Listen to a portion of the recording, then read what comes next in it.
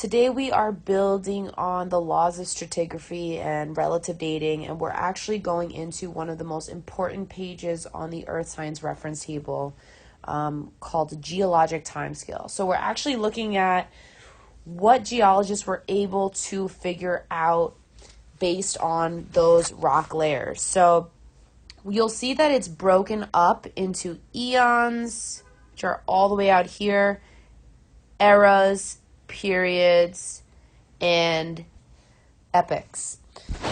So eons, as you can see, is actually the broadest amount of time. It encapsulates the broadest amount of time. So we have two specific eons actually three that we're focusing in on. The Phanerozoic eon, which is our current eon, and then we have the Proterozoic, and even earlier than that was the Archean eon. We're really going to zoom in on actually the Phanerozoic.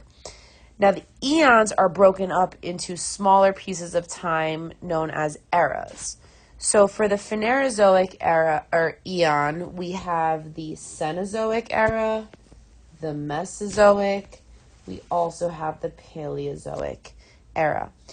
In terms of the time periods of these eras, we can see that the Cenozoic began 65.5 million years ago, and it goes all the way up to our present day. So we are currently in the Cenozoic era.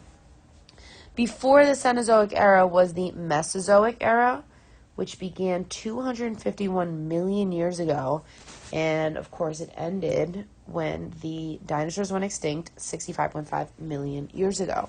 Before the Mesozoic, we had the Paleozoic, which began all the way down here, 542 million years ago, spanned all the way to 251 million years ago.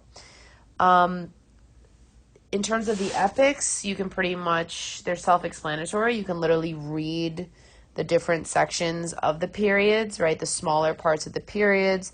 And once you have a clear slate, without all of my markups, you can see the exact time periods for the specific epochs.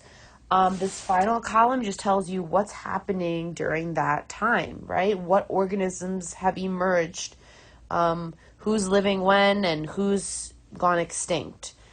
We're not really going to focus on down here with this page, but if you look at the additional diagram that I gave you, it will give you some examples of fossils, and you can use that also for reference for this lesson. Again, really important that you focus on these lines here, right? When you're dealing with Mesozoic, you're really focusing on these lines. Paleozoic, right? You're following these lines. All right, I know that wasn't the most in-depth video, but I honestly think, given all the practice that we've had with other diagrams in the Earth Science Reference Table, that you will be able to figure this out.